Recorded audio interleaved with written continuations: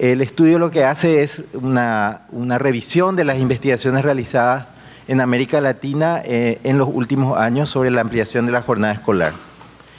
Tomando 4 países, Argentina, Chile, Colombia y Uruguay, son países que han pasado y que están con esta experiencia. Hay otros también en América Latina, pero encontramos que estas eran donde pudimos ubicar más bibliografía y también tienen ya una experiencia bastante consolidada. La mayoría de estos países arrancan con esta política de ampliación de la jornada, sobre todo en escuelas públicas, a partir de los 90. Y hay, como decía, bastante investigación o estudios sobre esto. Esto nos llevó a plantear que necesitamos un modelo más complejo, se puede decir, para analizar esta problemática. Es decir, no simplemente establecer relaciones causa-efecto o relaciones muy lineales entre tiempo y rendimiento, sino tratar de ver otras cosas. Y ahí recurrimos al antiguo modelo de contexto, insumo, proceso, producto y a las propuestas iniciales partiendo de Stuffelbein de los 70, ¿verdad? Donde nos plantea justamente que hay una relación entre diferentes factores que son más complejas y que hay que analizar también no solo los insumos, sino también los procesos y el contexto que llevan a obtener un resultado determinado. A partir de este modelo conceptual hemos identificado algunas variables, por supuesto no son todas, hay muchas más variables, pero tomamos aquellas que pudimos identificar en la literatura, en los estudios sobre jornada escolar ampliada, como aquellos que se están analizando. Es decir, por ejemplo, en contexto sobre los objetivos del programa, la modalidad, el grupo destinatario. Por ejemplo, hay muchos programas de extensión de la jornada que identifican ciertos sectores sociales, por ejemplo, los sectores sociales más vulnerables, ¿verdad? Como aquellos donde centrar este tipo de programas. Insumo, vimos la duración, justamente en términos de permanencia en la escuela, hay bastante variedad en ese sentido. La infraestructura, el equipamiento, más tiempo en la escuela requiere también otro tipo de actividades más allá de la sala de clase, eso requiere otra concepción misma del espacio escolar y también la propuesta educativa curricular que se plantea, ¿verdad? En procesos analizamos el tema de la gestión institucional, la participación de las madres, los padres en la escuela, el trabajo docente, las actividades de enseñanza, es decir, qué es lo que se realiza en esas instituciones que amplían su jornada. Por ejemplo, en términos de trabajo de equipo docente, por ejemplo, que es una oportunidad más allá de simplemente dar clases, es decir, más tiempo en la escuela. Y en términos de resultados, analizar la trayectoria educativa de los estudiantes, por ejemplo, el hecho de permanecer más tiempo, disminución del abandono escolar, logros académicos, por supuesto, y también estudios hablan sobre ciertos aspectos sociales de protección que brinda mayor permanencia en la institución escolar, sobre todo cuando se trabaja en contextos vulnerables. Básicamente el objetivo entonces de la investigación es describir los programas de ampliación de la jornada escolar que completan 4 países, Argentina, Chile, Colombia, Uruguay, el proceso de implementación, sus principales resultados, que se puedan hallar en las investigaciones y evaluaciones de los programas. Las preguntas son esas, ¿verdad? ¿Cuáles han sido la experiencia de implementación y cuáles han sido sus resultados? Tomando el modelo de SIP, contexto, insumo, proceso, producto, analizar las investigaciones y las evaluaciones que se hicieron, considera también el tipo de evaluaciones que se estuvo haciendo y cuáles fueron sus resultados y cuáles son las lecciones aprendidas de la implementación de programas que puedan servir como recomendaciones para futuras implementaciones de estos programas. Bueno, entonces quisiera darle la palabra a Gabriela, que es parte del equipo de investigación, que nos va a hablar de la metodología y también de los resultados del estudio. Lo que hicimos posteriormente es tratar, usando el modelo SIP, analizar estos 4 elementos a partir de los estudios identificados, que era el contexto, insumo, proceso y producto, ¿verdad?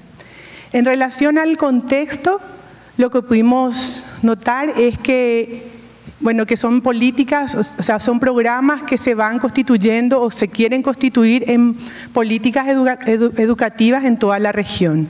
Es algo que surgió hacia los años 90, algunos países tienen más desarrollado hace más tiempo y otros, como es el caso de Paraguay, está previendo la implementación de este tipo de programas para escuelas públicas. Por otro lado, todos tienen como centro o como objetivo principal el mejoramiento de la calidad de la educación, es decir, dar mejores oportunidades educativas a los niños y niñas, y obviamente que ellos y ellas obtengan mejores resultados académicos en términos de aprendizaje. Como ya les señalaba, el otro punto en común en relación al contexto tiene que ver con el que se trabajó inicialmente con la población de educación básica o primaria y que ya hay algunas experiencias que están extendiéndose hasta la media o secundaria. Y el punto que señalaba también, el de sectores vulnerados o de pobreza.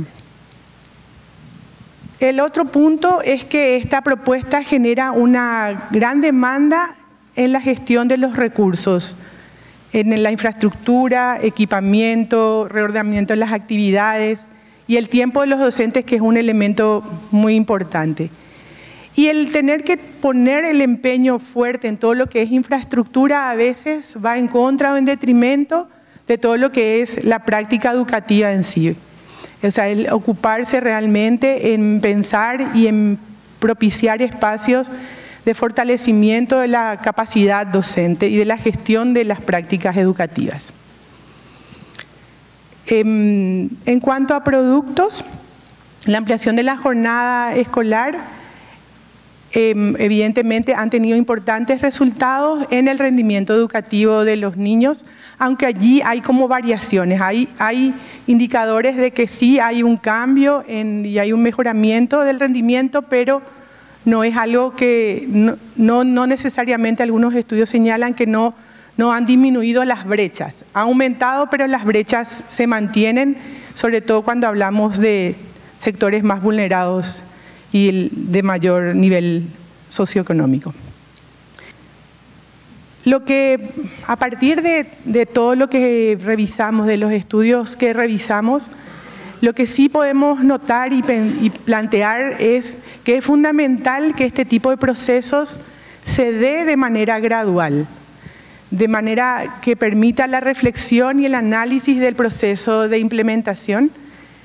Es muy importante también pensar cuáles van a ser las instituciones beneficiarias de este tipo de propuestas, porque sí, ciertamente son propuestas y es un programa que requiere de una alta inversión, sobre todo porque las escuelas públicas son escuelas que normalmente no se encuentran en excelentes condiciones y requieren de una alta inversión de la infraestructura existente y también de ampliación de la infraestructura existente, y eso tiene un costo muy significativo. Por lo tanto, cuando uno piensa como política de una expansión, es importante tener en cuenta los altos costos que este tipo de programas tiene, ¿verdad?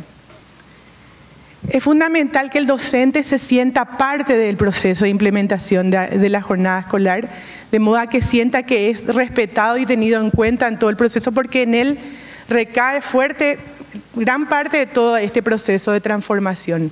Y no en todas las propuestas hay una consideración al tiempo del docente dentro del tiempo de la jornada escolar. Entonces, como que el tiempo de la jornada escolar es en función al niño y no a todo el sistema educativo. Entonces, es fundamental que cuando se implementen este tipo de propuestas, el docente visualice dentro de la jornada escolar ese espacio que no solamente es dar clase, sino es discutir con nuestros profesores, vincularse con la familia, aprender, investigar. O sea, eso debe estar contemplado dentro del proceso, dentro de lo que es la propuesta educativa.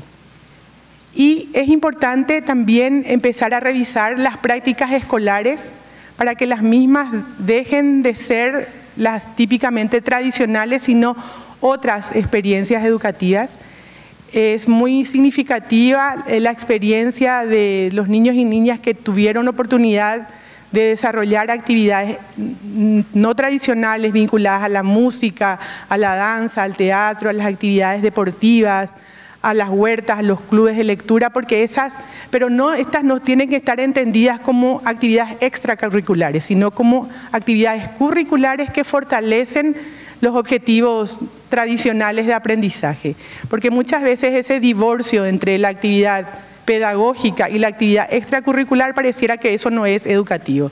Y justamente el vínculo de esas propuestas es lo que permite que esa propuesta tenga una mayor incidencia en los logros educativos de los niños y niñas.